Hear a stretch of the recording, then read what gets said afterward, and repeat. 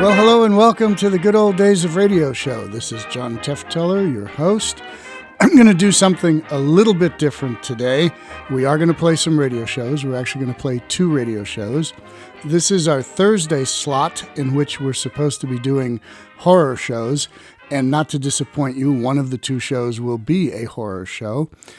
So we won't veer too much off of format. But something happened a few days ago that I want to talk to everyone about.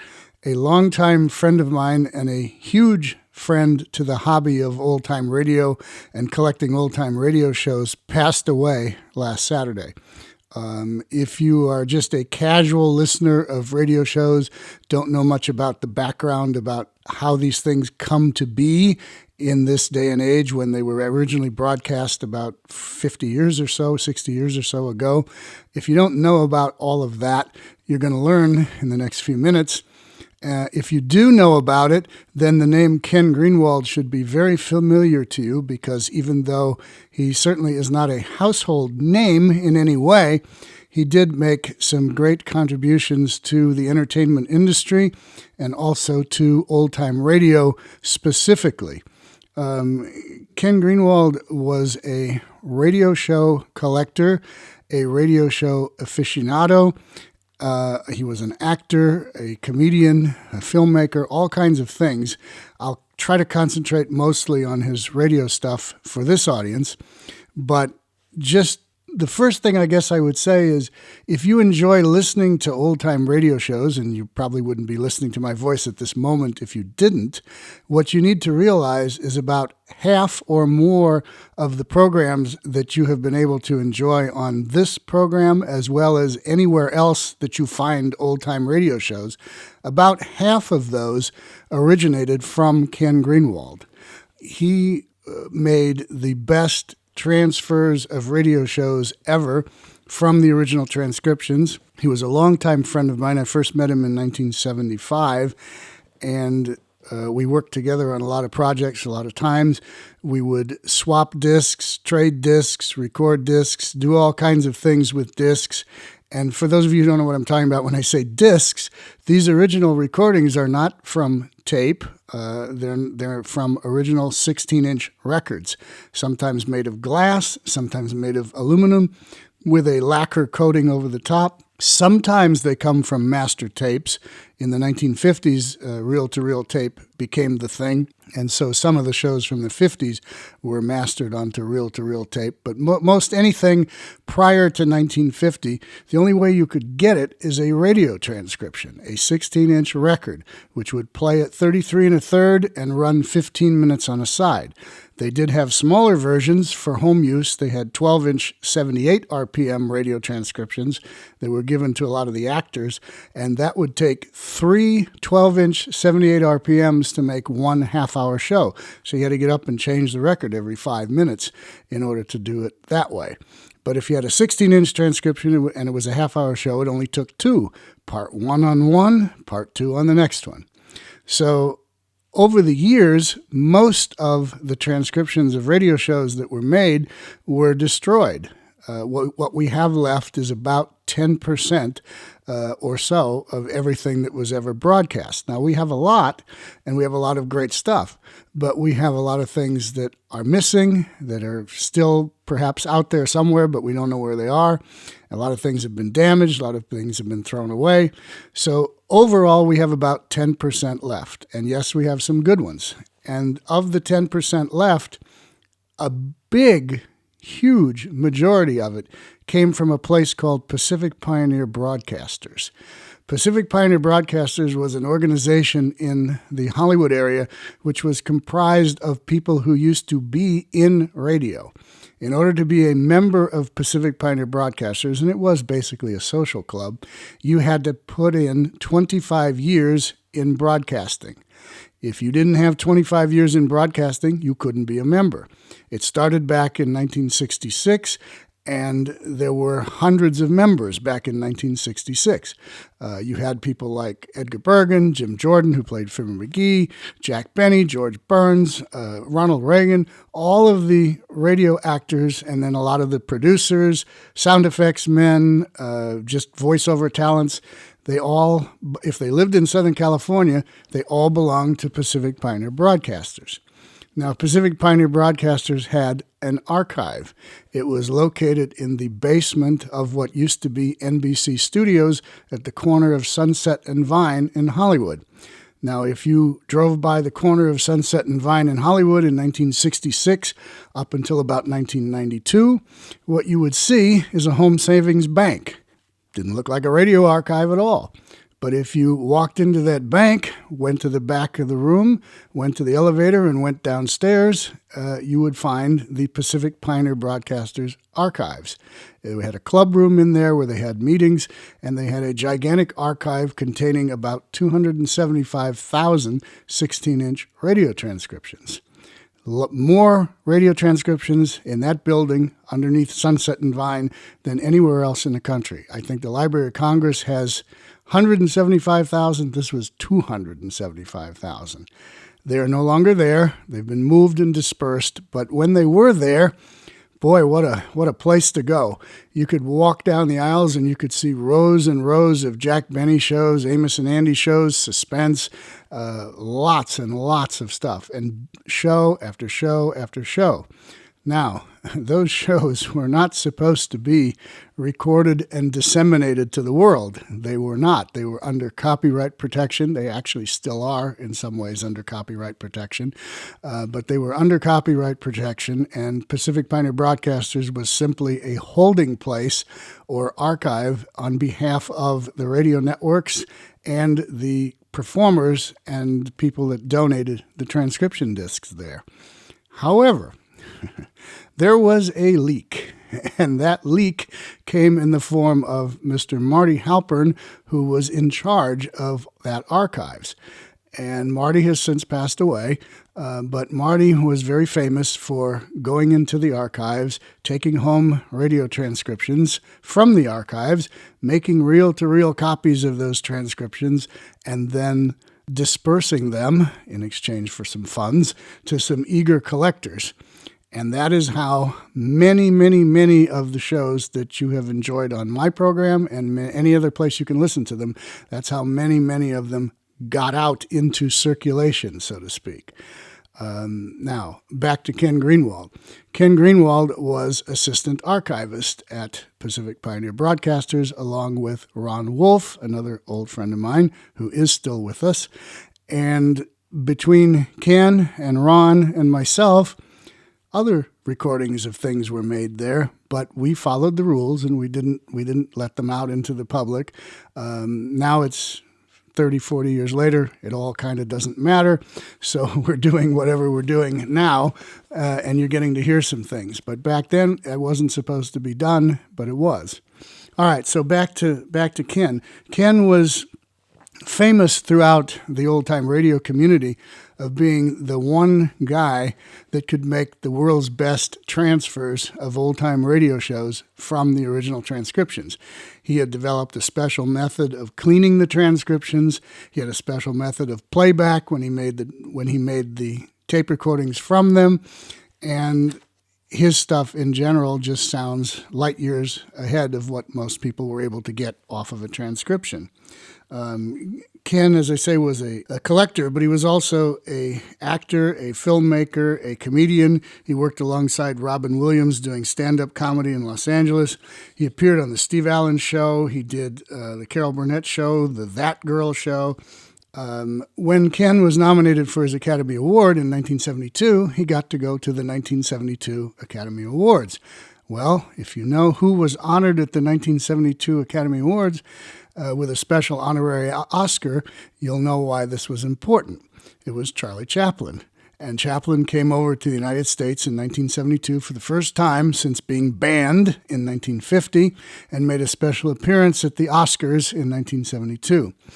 Chaplin was Ken's hero, one of his heroes, And Ken wanted to make sure that since he was attending the Oscars, that he got to meet Charlie Chaplin, and he did. And he went up to Mr. Chaplin and he told him that he really enjoyed all of his films and wanted to thank him for all his contributions to comedy. And Chaplin shook his hand and said thank you, and that was one of the highlights of his world. The other highlight of his world came earlier. In 1963, he picked up the Santa Monica phone book, and in the Santa Monica phone book was the name Stan Laurel with a phone number. You could actually call Stan Laurel on the phone and talk to him in 1963. Now, he died in 1964 or 65, so this was near the end of his life. But Ken called Stan Laurel on the phone, told him that he was a stand-up comedian and that he had done comedy on television, and that he wanted to know if he could come and visit Stan Laurel, and Stan said, sure, come on over. And he said, well, can I bring you some films of some of my act? I'd like you to critique it. So he did. He brought over some films of some of his performances. He ran them on a projector. He brought a projector, ran them in Stan Laurel's living room, and Stan watched them. When he was done, he said, well, you're very funny, but you're lacking one thing. And Ken said, what is that? And he said, well, you don't have a costume. You got to have a costume. You got to have something so that when people look at you, you're identified with a certain thing. Like we had the bowler hats, and Ollie had his tie to twiddle. You need something like that. And that was really interesting advice coming from a comedy legend, and Ken was very happy to take that and to spend the day with his other hero, Stan Laurel. On today's show, we're going to bring you two programs that were very important in Ken Greenwald's life. The first of which is going to be an episode of Jack Benny from 1949. And I'm playing this because Jack Benny was another one of his heroes. And this particular episode would have been recorded from the original CBS Masters stored at Pacific Pioneer Broadcasters and recorded by Ken Greenwald. So we're going to listen to Jack Benny. And when that's done, we're going to switch over to horror, and I have a special broadcast to talk about with that and a special way it relates to Ken Greenwald. So in any case, this is our Good Old Days of Radio show tribute to Ken Greenwald, my old friend who passed away at the age of 86 last Saturday, May 14th, 2022. The comedy show for today, before we get to the horror show for the day, is going to be the Jack Benny Show from December 7th, 1947. And the special thing about this particular program is an appearance by LeBlanc in his role of Professor LeBlanc, giving Jack a violin lesson. This was Ken Greenwald's personal favorite of all the Jack Benny skits that were done over the years. And also, apparently on this program, Jack visits his vault. So you get to hear two big things in the spectrum of Jack Benny things. A visit to the vault and a violin lesson from Professor LeBlanc. So from December 7th, 1947, here is Ken Greenwald's original transfer of the Jack Benny program. The Jack Benny program, presented by Lucky Strike. Quality of product is essential to continuing success. Exhibit A, Lucky Strike. Fine tobacco is what counts in a cigarette. And day in, day out, Lucky Strike means fine tobacco.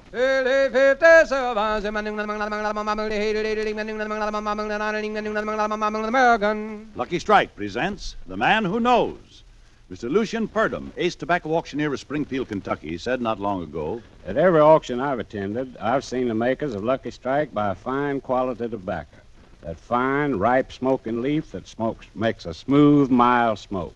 Smoked Lucky's myself for 22 years. At market after market, independent tobacco experts like Mr. Purdom can see the makers of Lucky Strike consistently select and buy that fine, that light, that naturally mild tobacco. Remember, LSMFT, LSMFT. Lucky Strike means fine tobacco. And fine tobacco means real, deep-down smoking enjoyment for you. So smoke that smoke of fine tobacco, Lucky Strike. Yes, next time you buy cigarettes, ask for Lucky Strike. So round, so firm, so fully packed, so free and easy on the draw.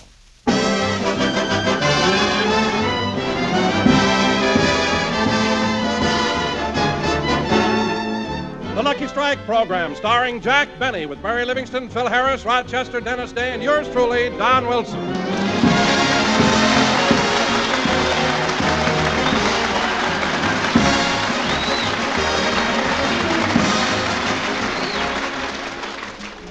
And now, ladies and gentlemen, let's go out to Jack Benny's house in Beverly Hills. It's morning, and Rochester's preparing the bath for his boss. There, that's enough water. When Mr. Benny takes a bath, he wants everything just right. I better check. Bath mat, bath towel, bath salt, soap, rubber duck, celluloid boat, and life preserver. Better tie the life preserver to the faucet. Last time the plug came out, Mr. Benny had to fight his way upstream like a salmon. Trouble that man goes through to take a bath. I'm glad he don't do it often. He showers most of the time. Well, I guess that's... Good morning, Rochester. Oh, good morning, boss. Your bath is ready. Well, I'm in a hurry this morning, so I'll just take a shower. But, boss, the tub is all ready. I don't care. I'm going to take a shower. The bath mat, the towels, I'm going to take a shower. the bath salts, the soap, I'm going to take a shower. the rubber duck, the celluloid boat, the life preserver. Well, You gonna take a bath? no, give me the rubber duck. I'll hold it in the shower.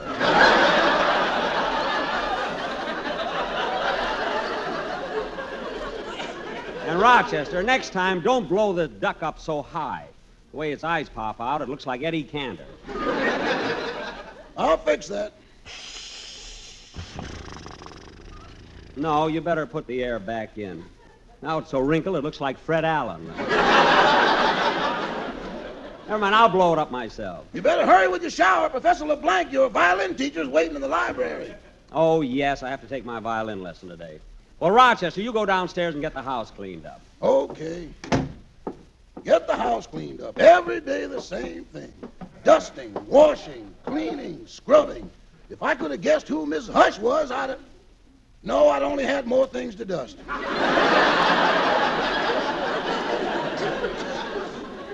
And I was so sure it was Lena Horne. Well, I better go in the kitchen and... Oh, my goodness, what's that? Mr. Benny! Mr. Benny! Mr. Benny! Mr. Benny, what happened? I broke my rubber duck.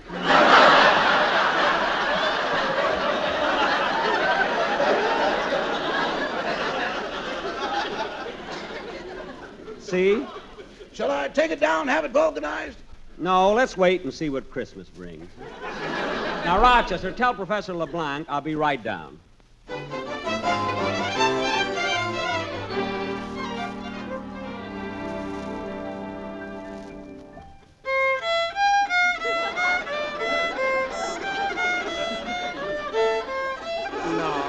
No, Monsieur Benny. Please tune up the violin. I will make the A on the piano.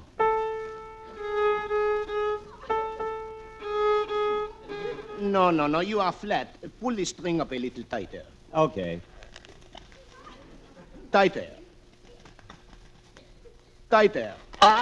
Oh, darn it, the string broke. Good, that's 1 down and 3 to go. Well, you better put a new string on, Professor, while I open the window. It's kind of hot in here. There. Hey, Stevie, kick it to me, and then I'll... Look, there's Mr. Benny in the window. Hello, Mr. Benny. Oh, hello, Joey. Hello, Stevie. Hello, Mr. Benny.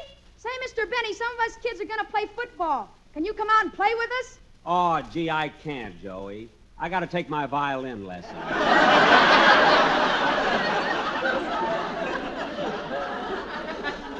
But I'll maybe a little later.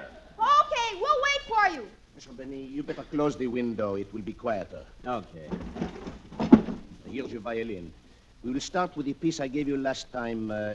What was it again? The glowworm. Oui, monsieur, the glowworm. It is very pretty. Commence. Okay.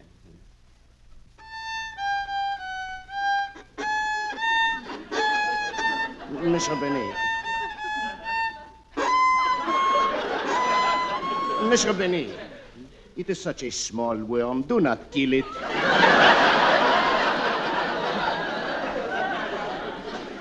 Oh, I'm sorry. I'll take it again.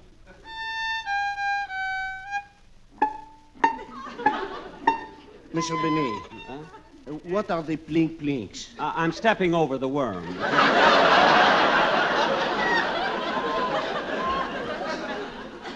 Monsieur Benny, leave the jokes to the comedians. Yes, sir. Perhaps we better limber up a little more with the exercises. As you wish.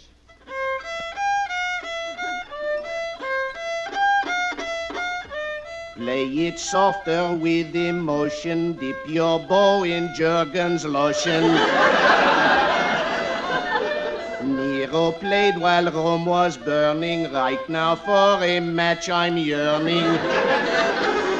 Now, Mr. Benet, you are sounding worse than ever. But, Professor, I've been practicing 2 hours every day. How can you stand it? What? Now, look, that is enough of the exercises. Let us go back to the lesson. This time, get the tempo right. We will use the metronome. Okay. Tick-tock, tick-tock.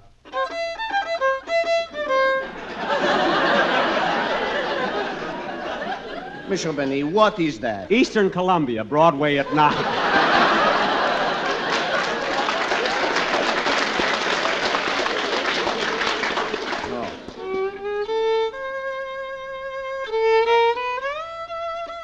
And what is that?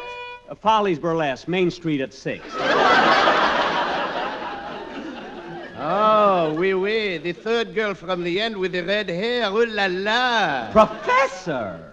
Professor LeBlanc! Excuse me, I hope you will not say anything to my wife. Your wife? Why? She is the third girl from the other end. Oh, she's the one with the... Oh, your wife! Well, anyway, Professor, let's get on with the lesson. I want to go out and play football. Oui, commence.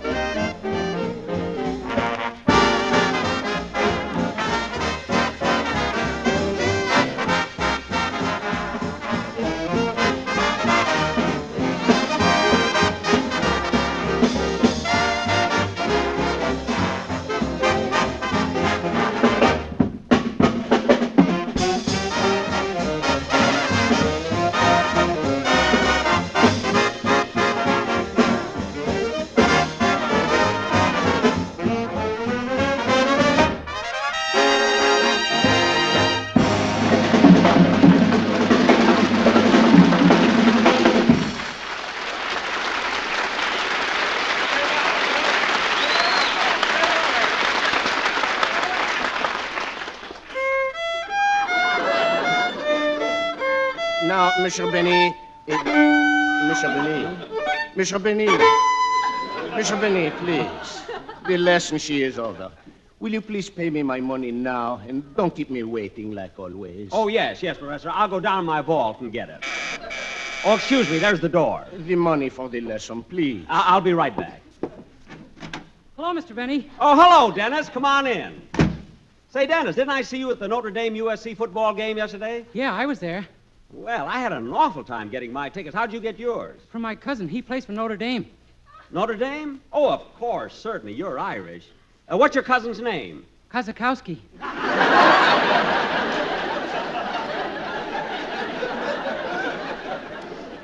Kazakowski? His real name is McNulty.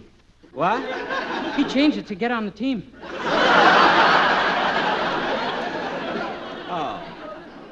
Well, anyway, there was a lot of excitement, and I thought Notre Dame played great. So did UCLA.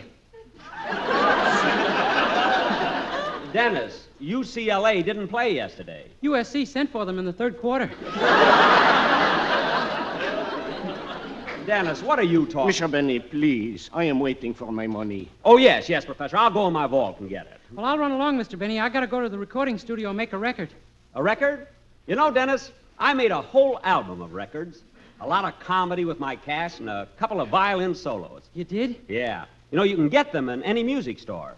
Is there anything else you want to advertise before I leave? No, that's all. Well, I got to run along. Goodbye, Mr. Benny. So long, Dennis. Oh, by the way, kid, is your mother going to have a Christmas tree? Yeah, but this year she's going to buy it from somebody else.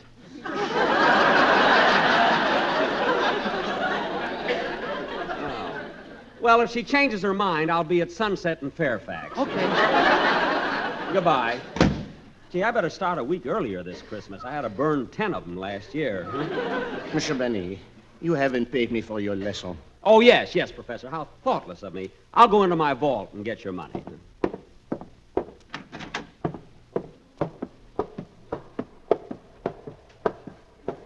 Gee, I wonder who keeps it further underground, me or Fort Knox. I must ask him someday when I'm there to collect the rent.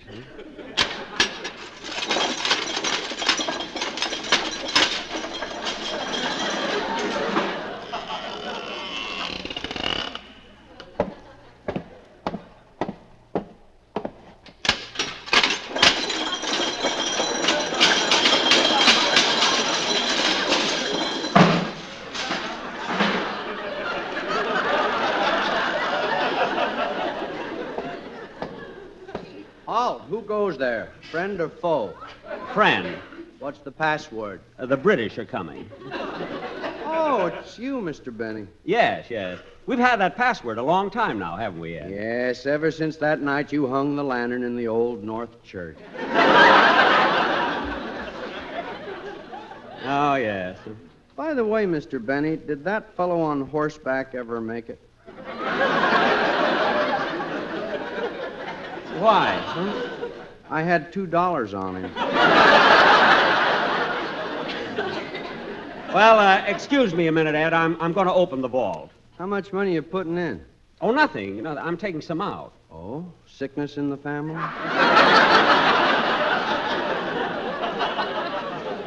No, everything's all right. Well, I'm going to open the vault now. Shall I take a sleeping pill? No, Ed, you can watch. It's all right. See, the combination is right to 45, left to 60, back to 15, and left to 110. There.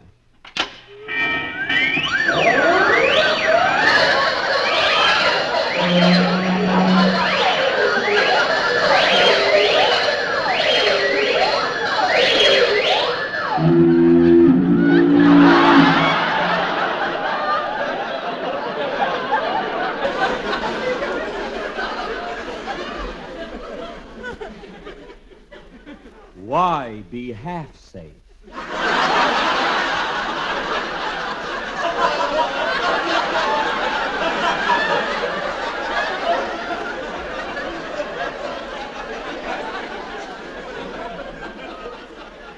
Now, let's see.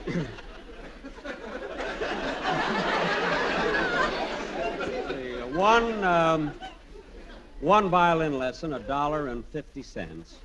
There it is. Well, see you later, Ed. All right. Oh, by the way, Mr. Benny, I meant to ask you, how are things on the outside? Oh, it's December. Winter is nearly here. And the leaves are falling. Say, that must be exciting. No, Ed. People are wearing clothes now.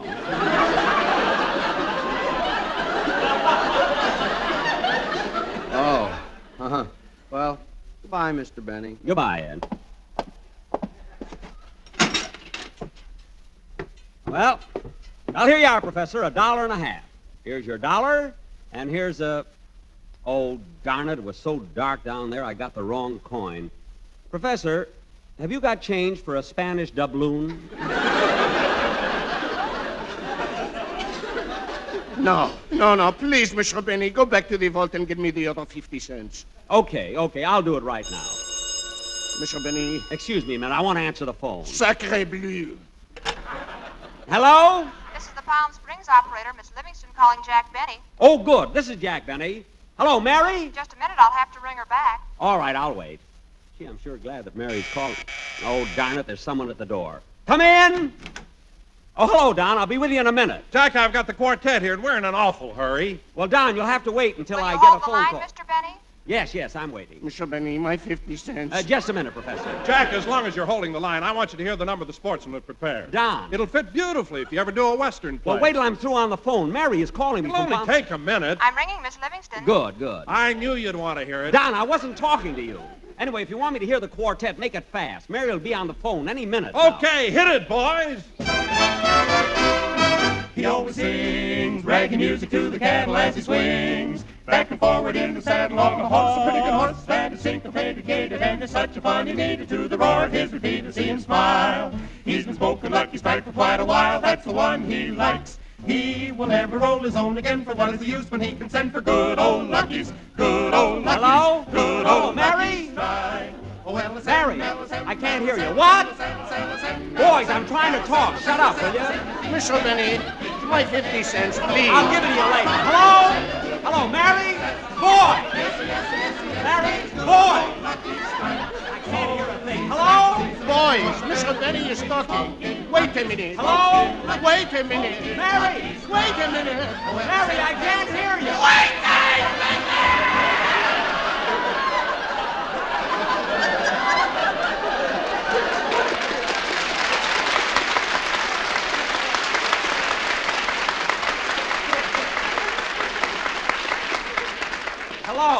Hello, Mary? Mary? Oh, darn it, she must have hung up. Well, I'll call her later. Now, look, Don, did you have to go Mr. out? Benny, What? they went out. Oh, gee, and I wanted to tell him something. My 50 cents, please. In a minute, Professor. Oh, Don! Don! Well, I guess they've gone.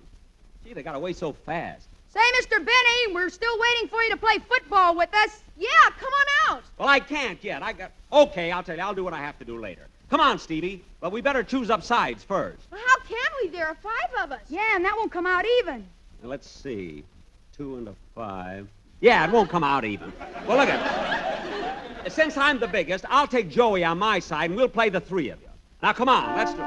Hey, Jackson! Hey, Jackson! Huh? Oh, hello, Hey, Phil. Come on out here a minute. Okay, here, fellas. Here's the ball. I'll be right back. Say, Phil, that's the most gorgeous new car I've ever seen in my life. Yeah, I just picked it up and I wanted to show it to you. I'm giving it to Alice for a birthday present.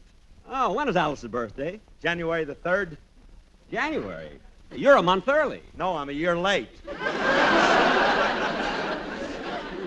Well, with a present like that, I'm sure Alice will forgive you. It certainly is the nicest looking car I've ever seen. Yeah, and come here, Jackson. Come over here just a second. Look. Hey, read this. Let's see. To Alice Faye from her handsome, ever-loving, curly-headed joy boy, Phil Harris. Ain't that beautiful? Yes, but you should have written it on a birthday card, not painted it on the door. That's terrible. What's wrong with writing it on the door? Well, Phil, everybody sees it there. So what? I ain't ashamed of Alice. Oh, fine. Phil, is this a 47 model or a 48? I don't know, but it's the latest style. Look at them fender skirts. They're 2 inches longer. Yeah, General Motors sure gave it that new look, huh? Boy, I can't wait to see the expression on Alice's face when I give her this car for a present. Oh, is it a surprise? Well, I wanted it to be, but they already sent her the bill. Well, so long, Jackson. I got to beat it home. So long, Phil. I hope Alice likes the car. Hey, Mr. Benny, we're still waiting for Oh, you. boys, come on over here. I want you to meet somebody. Hey, boys, this is Phil Harris. Hello, Mr. Harris. Hiya, fellas. Say, Mr. Harris, you're married to Alice Faye, aren't you? Yes, sir. She sure is beautiful. Yes, sir. Say, Mr. Harris, Yeah? if you ever get tired of her, let me know. Joey. Joey, how can you say a thing like that? Yeah, Joey, me and Alice are a happy married couple. We got 2 beautiful little daughters. Well, if you ever get tired of them, let us know. Fellas. Hiya, gang. Oh, hello, Terry. Well, who's this boy? Oh, he's a new kid that moved into the neighborhood. Terry, this is Mr. Jack Benny and Mr. Phil Harris. Hi. Hello, Terry. You know, Terry, Mr. Benny was All-American fullback when he played football for Yale. Yale. And Terry, during the war, he once shot down 46 Jap Zero planes in one day. Gee whiz. Hey, Jackson, did you quite... And Mr. Benny was the first man to swim the English Channel. Oh, I was lucky. The tide was with me. Say, Mr. Benny, tell Terry about the time you beat Notre Dame in the Rose Bowl. Oh, it was nothing, really. You see, there were 10 seconds left to play in the game. We were behind 7-6. I got the ball behind our own goal line and started down the sideline. I twisted, squirmed, stiffed my arm way down the field. Then I saw standing between me and the goal Notre Dame's famous 5 horsemen. Realizing... Mr. Benny, don't you mean the 4 horsemen? 5. They were making it tough for me. Realizing that they might be hard to get through, I stopped and drop-kicked a field goal from the 50-yard line, which won the game for us 9-7. The shoe I wore that day is now in the Smithsonian Institute. What an honor. Gosh, gee whiz. Wow. Well, fellas, you go back and warm up a little, and I'll join you soon, huh? Okay, let's go, gang. Hey, Jackson.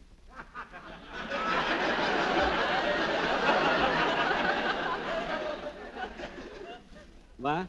Come here. Huh? You dog, you.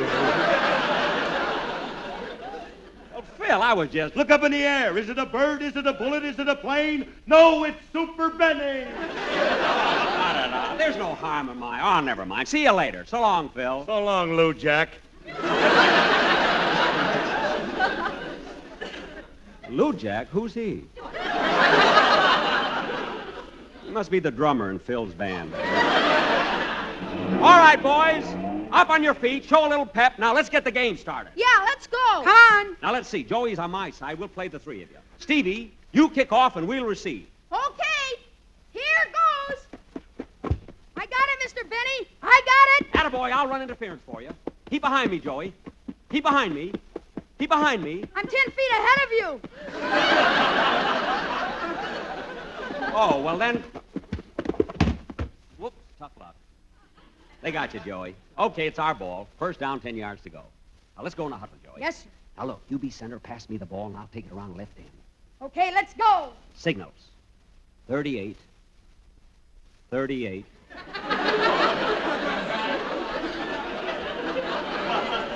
38. Hey! Here I come, kids. Around left end. Better not get in my way, or I'm liable to... Ooh. Gee, Stevie, you sure tackled him hard. His eyes are closed. Yeah, and you knocked his helmet off. Hey, I never saw a helmet like this before. It's got a part in the middle.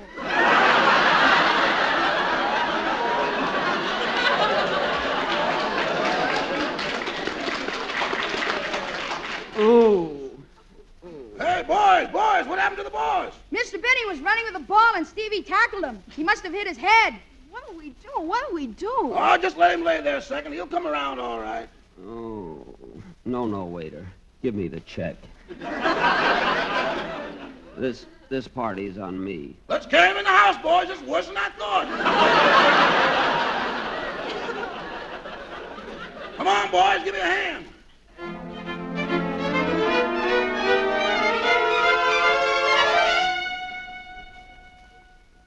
Let's lay him right down here on the bed, boys. Okay. Well, fellas, I think we better get going. Gee, I sure hope Mr. Benny will be all right. Yeah, he's a swell guy. Don't worry, boys. I'll go down the hall with you. I want to get him a cold towel. Oh, what happened? Where am I? Huh? Oh, I'm in my bed. Wait a minute. Who's this in bed with me? Mr. Benny, please pay me my 50 cents. Oh, it's you, Professor. Good night. Good night.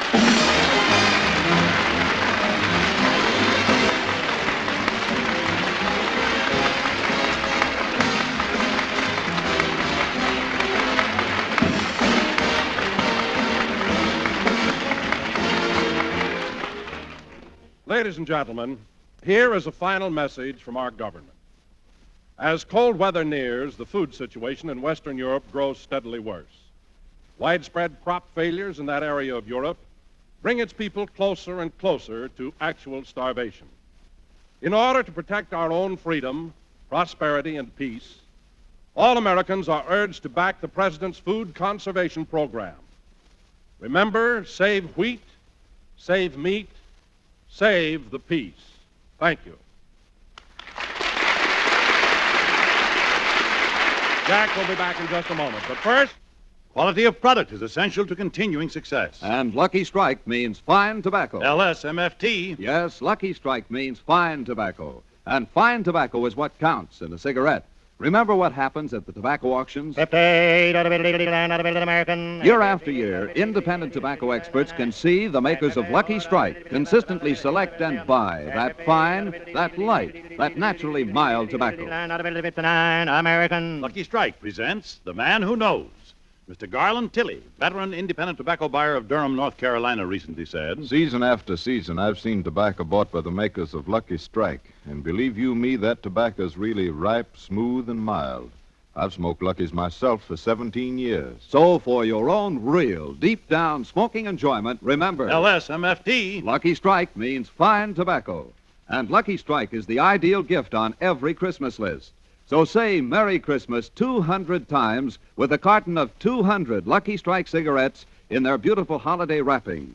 And for the specials on your list, a special handsome gift box of 500 Lucky Strike cigarettes, each so round, so firm, so fully packed, so free and easy on the draw.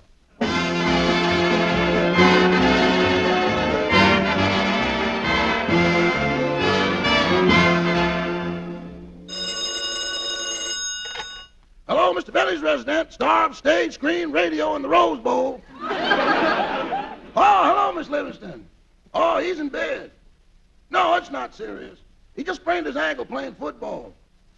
Huh? Yeah, I guess the phone will reach over his bed. Boss, it's Miss Livingston. Oh, hello, Mary. How are you? Well, I'm all right. It's just a little sprain. Are you going to be on the show next week? Good. Well, I'll be all right. Thanks for calling. Goodbye. Boss, what are you whispering about? Shh. The professor's asleep. Good night, Rochester. Good night.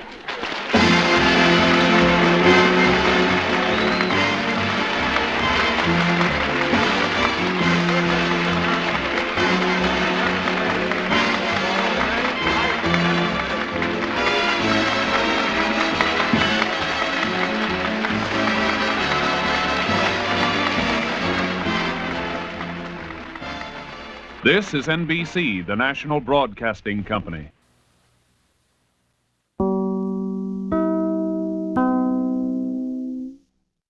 Well, from December 7th, 1947, the Jack Benny program, part of our special tribute to longtime radio show collector and preserver Ken Greenwald, who passed away at the age of 86 last Saturday.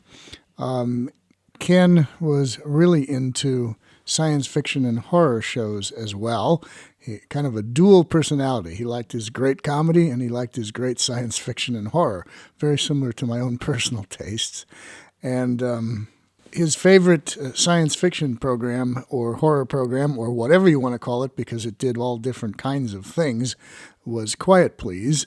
We have featured, I think, 1 or 2 episodes of Quiet Please on this show before. The one I'm going to play for you today we have not played before, and it's very appropriate that we play it today as our tribute to Ken Greenwald. Back in the 1970s, when I first met Ken, he always was talking about the show Quiet Please. At that point in time, there were maybe a half a dozen or so episodes that were known to exist, and everything else was lost. Nobody knew where they were. Ken would make a particular point to me and anyone who would listen that while the episodes that existed were great, the one that he most remembers as a child, listening to the radio, and he wasn't exactly a child, he would have been about, well, he was born in 1935 and this is 1949, so he would have been about 14 years old when this particular episode was aired. But the one that he most remembered, he just remembered that it was a show about the Northern Lights. You don't know what they are until you listen to this program, because this will give you a whole different perspective on what the Northern Lights actually are.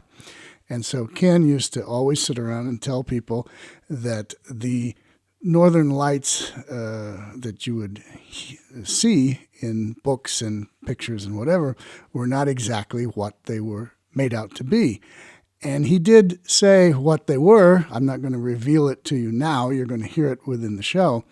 But he would always make a point of repeating a particular phrase that's used in this show, which I'm also not going to tell you right away, but you will hear it later. And we all looked at him like curious, like, really? They did a radio show and they came up with that as what the Northern Lights were? And we didn't know. We thought he was joking because he always joked around about a lot of things. But we always thought he was joking when he said what this particular Quiet Please show said actually made up the Northern Lights. So some years later, when the program was finally discovered, along with some others, and now there's a decent quality copy of it out there, not fabulous, but decent enough that we can feature it on this show, we listened to it and we went, oh, he was right, even though he was 14 years old. Wow, this is weird. So anyway, it's a weird program. It's an interesting program, and we are going to let you hear it now in tribute to Ken. This is Quiet Please from January 30th, 1949, The Northern Lights. Quiet, please. Quiet, please.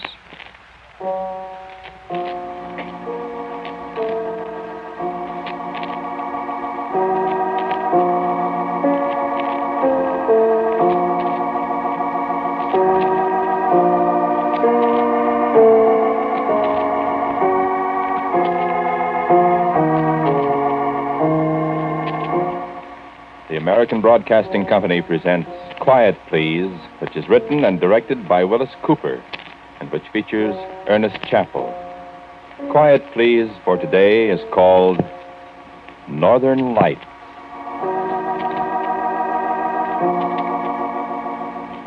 This is a story about the temporal displacement of mass. It is also a story about teleportation. Do you know what those terms mean? No, I didn't think you did, but you stay right where you are, my charming friend, and you're quite likely to find out. You just stay right there and listen. I'll tell you everything you want to know. And maybe a couple of things you're not terribly anxious to know. Ever see the Northern Lights? Aurora Borealis is their right name. You don't see them very often below the 50th parallel of latitude in this country, but up in northern Minnesota, in Canada, upper New York, places like that, they're quite common of a winter night. If you've seen them, you know what they look like. If you haven't, there's no use my trying to describe them. Sometimes they fill a whole northern sky with waves of color, like a fire burning way beyond the horizon. Sometimes they're just long streamers of fire filling up the whole sky. And another time they look like gigantic, fringed curtains of pure light, swaying as if some cold cosmic breeze plucked at them, way far off there to the north. And you can hear them, too, sometimes. Well, maybe not exactly hear them, but there's a sound, a humming, a crackling somewhere inside your head. And there are times when you'd swear it's a voice talking to you, talking in some kind of strange language you can almost understand, filling your whole being with a kind of desperate, inescapable terror. You know what I mean? At night, in the cold night, voices talking and saying things to you that you can almost understand, filling the night sky with signs and portents of inescapable terror. And nobody in the whole world knows what they are, nobody in this world at least, except me. And after I get done talking to you, you'll know too. And you won't be happy. Let me show you something now. This is from a recording I made on, December 13th, 1948, a little more than a month and a half ago. I started the recorder while Norman and I were just about finished with our work that afternoon here in the laboratory. I just set the microphone on top of the file cabinet there and turned on the machine. Listen, I'm going to play it back for you. The quality isn't so very good, but you can recognize my voice and Norman's, I think. Here. I got the call. Rewound now, I guess. Did you test it? How can I test it when I said I just got a rewound? Well, hurry up. It's almost 6 o'clock. Yeah. Well, it's dark and I didn't realize the time. Hurry up. I'm hurrying. Be a display tonight, you suppose? How do I know? Been a display the last 3 nights. Well, that was a dinger last night, wasn't it? Yeah, the machine wasn't ready. Hey, listen, now, do you think you can do better than I can? Ouch! What's the matter? Oh, I stuck my finger. Where'd you put the copper sulfate? Up above the sink. Huh? I got it. What are you doing? Testing the coil. How's it? Oh, it looks okay. Hey, wait a minute. Yeah, it's okay. I'll be right with you. Hook it up. What are you going to send? Try my cigarette lighter. It won't work anyway. I won't miss it if we don't get it back. I don't know how the thing will work when the northern lights aren't shining. Well, maybe they are shining. Turn off the room light. Let's see. All right. It's pretty early. What's the matter? Hey, look. Out early tonight. Oh, boy, that's fine. The whole sky. Look, blue and yellow. Yeah, I never saw those long fringes before. Never the same. What's that? You turn on the recorder? Yep. Yeah, it's turning over. Let's see. Now is the time for all good men to come to the aid of their party. Now leave it alone. You about ready now? What's funny about the aurora? Northern Lights? Listen to this What's part funny? closely, friend. Oh, I don't know. Remember what I told you. You can almost hear the darn things. Not hear them, I mean, but it's kind of like somebody talking to you in a language you can almost understand. I don't know. I mean, you ever notice it? Sure. High frequencies, I guess. Something. Awful lot we don't understand. Look, you go over there at the recorder and talk into the mic. Talk what? Well, just describe what happens for the record. I'm no announcer. I know you're not. Just say what you see so we'll have an accurate record. Okay. Now? Go ahead. This is an experiment in the temporal displacement of a solid object. In other words, the first actual demonstration of a time machine, if it works. It'll work all right. Go on. Paul is now placing his old beat-up cigarette lighter on the stage of the hypercucambulator, and he is now setting the microchronometer to determine how far into the future he's going to send the lighter. Well, how far, Paul? 10 seconds. 10 seconds. At the end of that time, if our calculations are correct, and we hope they are, the cigarette lighter will reappear. In that period of time, it will have been into the future. We could send it farther into the future if we wanted to, I guess, but we'd just have to wait that much longer for time to catch up with it and make it reappear. But 10 seconds, well, I mean, we can prove our point by sending it 10 seconds into the future just as well as 10 years ahead, and this way we don't have to wait so long. Hey, how am I doing, Paul? Go into your commercial. When Paul presses the little button, the cigarette lighter will turn to nothing. That's not right. It'll be here, but it'll be 10 Now, seconds listen away. closely, please. Yeah. Well, now, What's going to happen? Mr. Paul McGilligan, a famous mad scientist, is about to press the big old button and send his lighter into the future. You ready, Paul? Here we go. Stand by. Look, Norm! By golly, it is gone. It just disappeared. Bang, like that. Hold your watch up close to the mic, Paul, so it'll record. Yeah. There isn't a sign of the lighter. The little stage on which Paul placed it is empty, and it should appear again in just a second if it really did work. 3, 2, 1. It's back! Hey, it's back, Norm! It worked. We made it. Oh, man, let's see if it's all right. Ouch! Oh. Now what? Oh, the lighter. Oh, it's cold, Paul. Ooh, here. Take it, Paul. Take it. Well, it's freezing cold. What do you know? The darn thing's like a piece of ice. Now, where the dickens do you suppose it's been in that 10 seconds? No, wait, friend. That's not the payoff yet. You said only in the future. Listen. And time's caught up with it. It's back, but... Hey, Paul, look. Where did that come from? What? There on the stage where the lighter was. Where'd that come from? In the middle of winter. What is it? It's a caterpillar, Paul. A brown and black caterpillar. Where do you suppose it came from? Well, it wasn't there. I'll tell you where it came from, Paul. What? It came from the same place where the cigarette lighter went. What are you talking about? Well, feel it, Paul. Feel its fur. See? It's as cold as ice, too. A caterpillar. A little brown and black caterpillar, the kind they call woolly bears. You know, larva of the tiger moth, the Icea isabella. In the dead of winter and as cold as ice. Where did it come from? Huh? You want to know. Incidentally, you know, the old-timers say that the woolly bear caterpillar is a weather prophet. If the brown bands on his fur are narrow, there's a severe winter ahead. If they're wide, it's going to be a mild winter. Yeah, maybe. This one, you could hardly see the brown bands. Tough weather ahead, that's what the old-timers would say. But where'd she come from? She wasn't there when we put the cigarette lighter on the stage. When time caught up again, there she was. She? Sure, Isabella. I see her, Isabella. I told you, remember? Well, she was wiggling happily when she arrived from somewhere in the future. But as she warmed up, she seemed to go into a trance, almost a death-like trance. So Norman said, put her in the deep freeze. Maybe she'll come to again in the cold. So we put her in the deep freeze.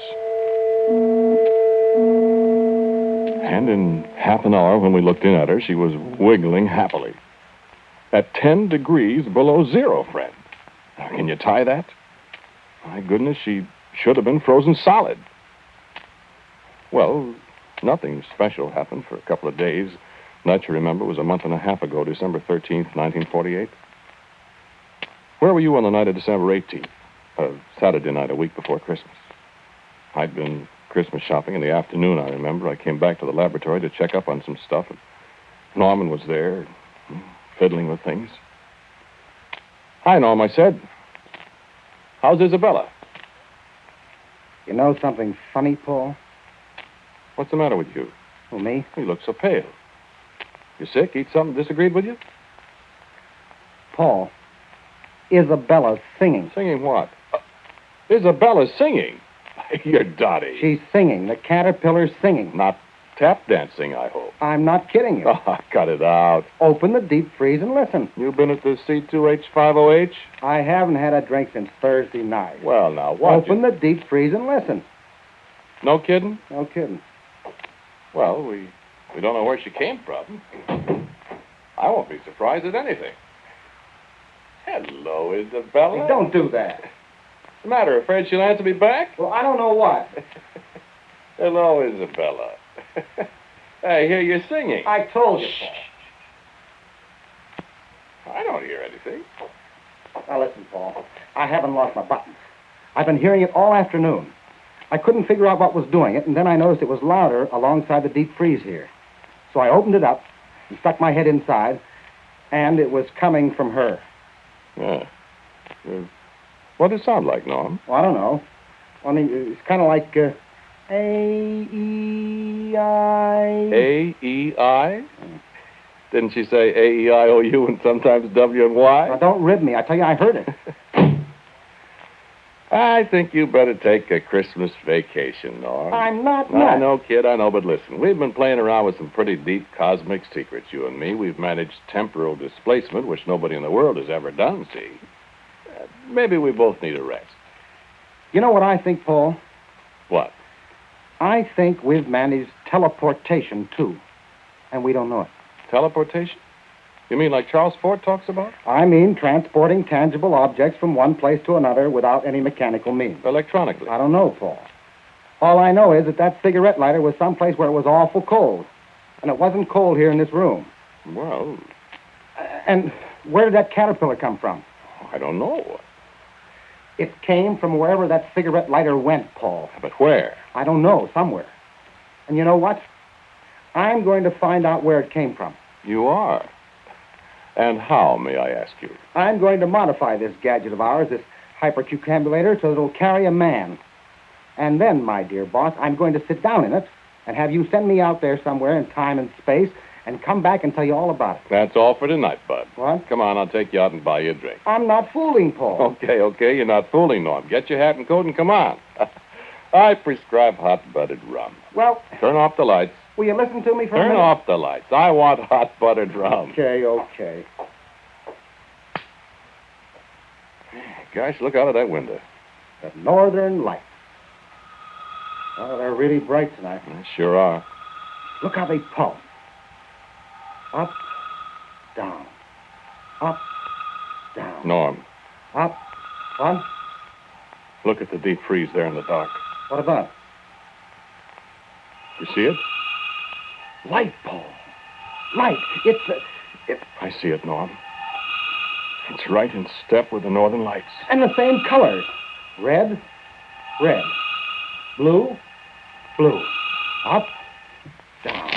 Up, Coming down. from the deep freeze where our little friend Isabella was singing to you. Now, what do you... Paul, listen. I don't... Listen.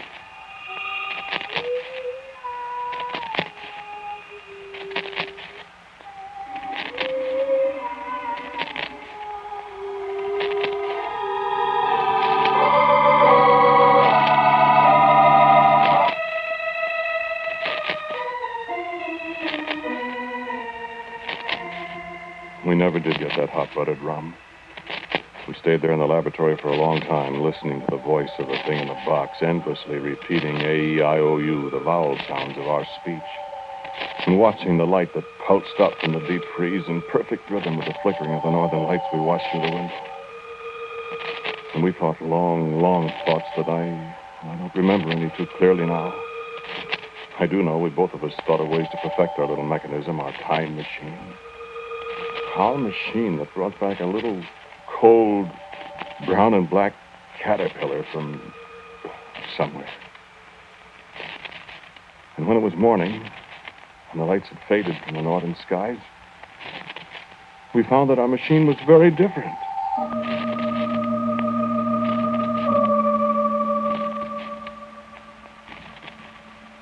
The stage where we found the caterpillar was larger now.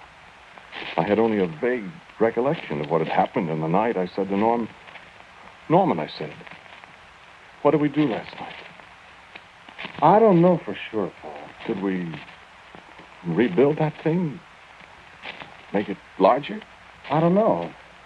I think I dreamed I was working on it. I think I hit my finger with a hammer. Well, I see. Thumb's all bruised. Certainly looks it. Well, nobody could have gotten in here. The door's locked.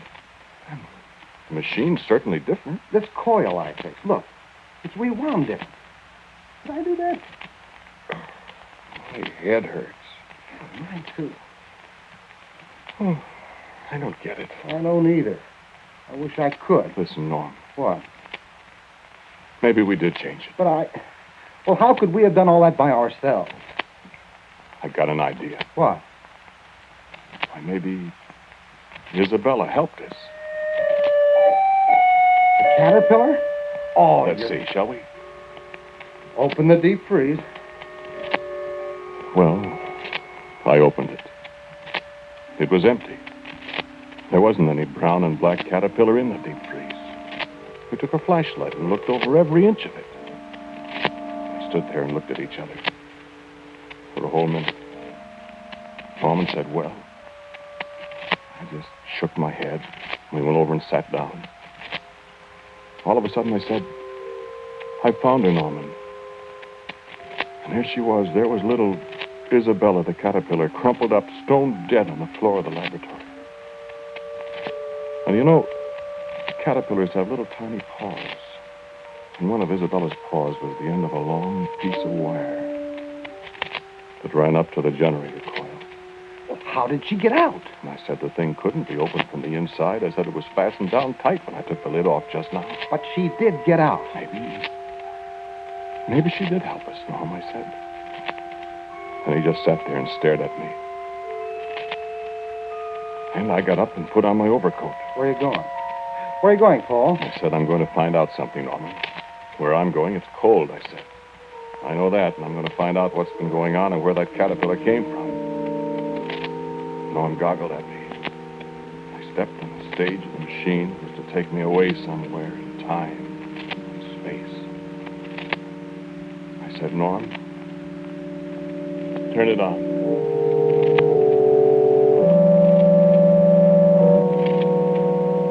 Finally, he reached over and touched the switch. He didn't say a word, and I braced myself. I nodded at him. Go ahead, I said. And he pressed the switch. And nothing happened at all. Nothing. Why? I know, Paul, I know. It's daylight, and there aren't any northern lights.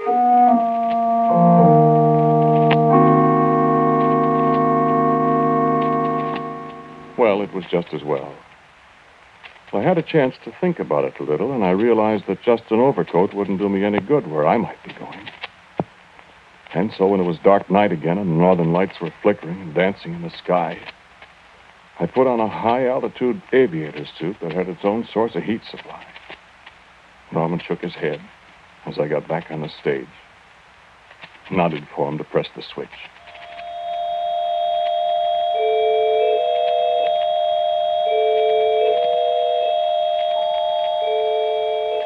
Cold. You've never been cold, friend. Dark. You wouldn't know how dark it can get. And then I was standing on an immense plain that stretched so far into the distance, a plain of snow and eternal ice. A dead, cold, white world with the blackest sky above me. And the northern lights reached from horizon to horizon. Even through the high-altitude suit, I could feel a biting cold. And I was afraid, shivering, abjectly afraid. The streamers of the northern lights reached down toward me and wrapped about me. I heard the sound of voices screaming into my mind. I could understand them. I wished heartily I'd never played around with cosmic forces. I yelled inside the heavy helmet. I yelled, Norman! Norman, bring me back! And there was nobody to hear me. No, I don't know where I was. Another planet. Maybe the North Pole. Maybe the lights were all around me. Maybe that's where it was. But it was the most terrible, awful, cold, lonely place you could imagine in 100 years.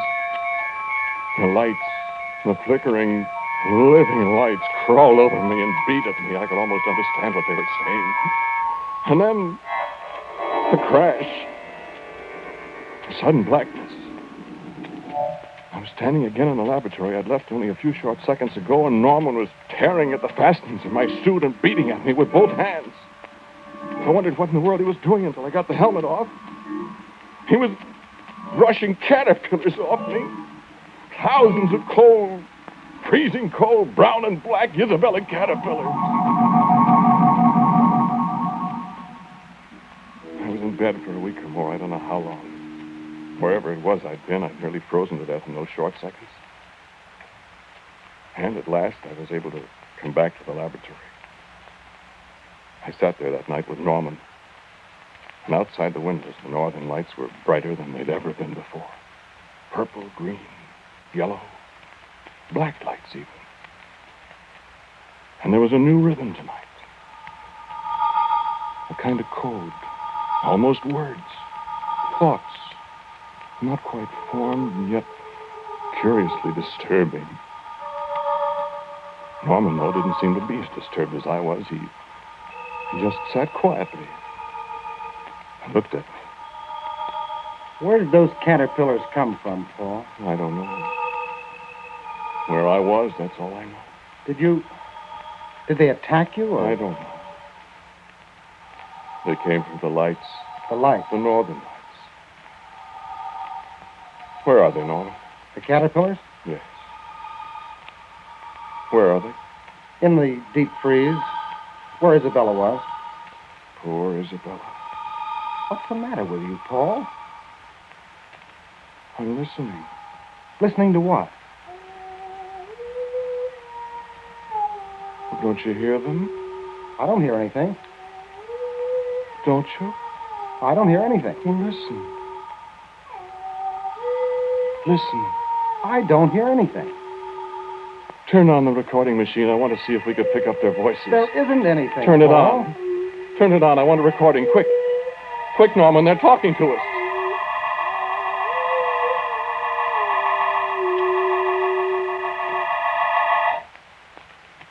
Listen, friend.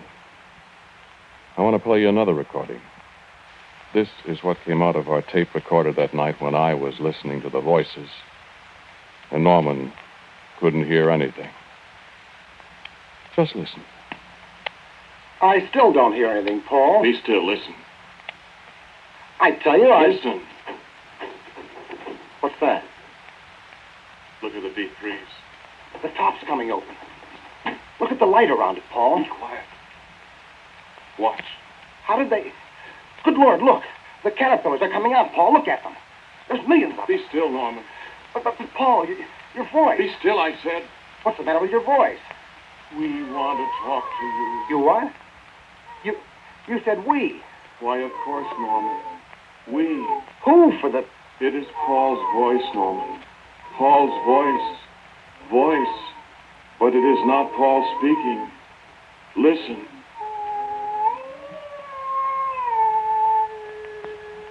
We speak to you. Paul! Not Paul. We, the people of the lights. We from the cold. We are speaking to you with Paul's voice. I tell you that... Paul's voice will tell you what to do when the time comes, Norman. We go to the machine now. Paul's mind is ours for a little time now. We go to the machine that brought us to your world from the world of the lights. Who are you? The people of the lights. To take over this world of yours. Only this world of yours is so hot. We must have the cold world, and we know how to make it cold. What's the matter, Paul? Paul! So hot. No. Quick, Norman. Turn on the machine. Send us to places in your world. No, our world. Hurry. So hot. Hurry, so hot. Paul! Hurry. Turn on the machine.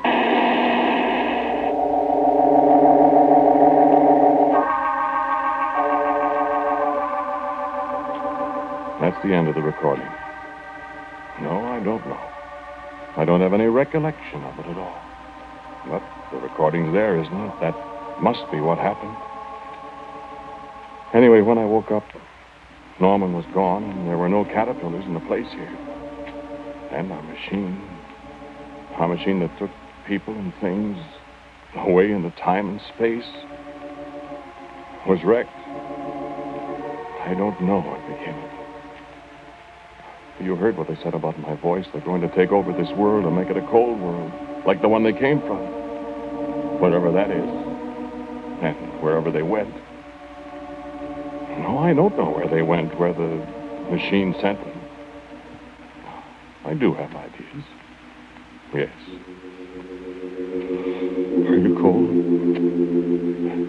It's freezing in here. And just for example, you read the papers? Look at the newsreels.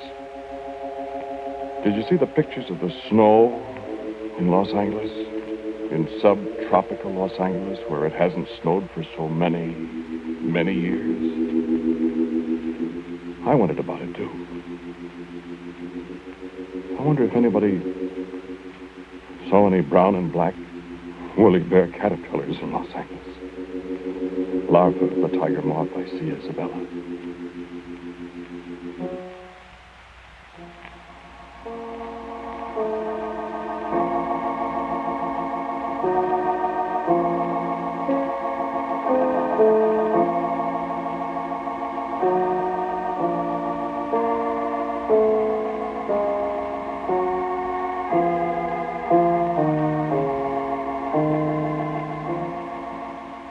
The title of today's Quiet Please story is Northern Lights. It was written and directed by Willis Cooper. The man who spoke to you was Ernest Chappell. And my laboratory assistant, Norman, was played by Dan Sutter. The voices of Isabella and her friends was that of Cecil Roy. As usual, music for Quiet Please is played by Albert Berman. Now for a word about next week. Our writer-director, my good friend Willis Cooper. Thank you for listening to Quiet Please. For next week, I have a story for you that comes from the steel mills out South Chicago way. It's called Tap the Heat, Bogdan.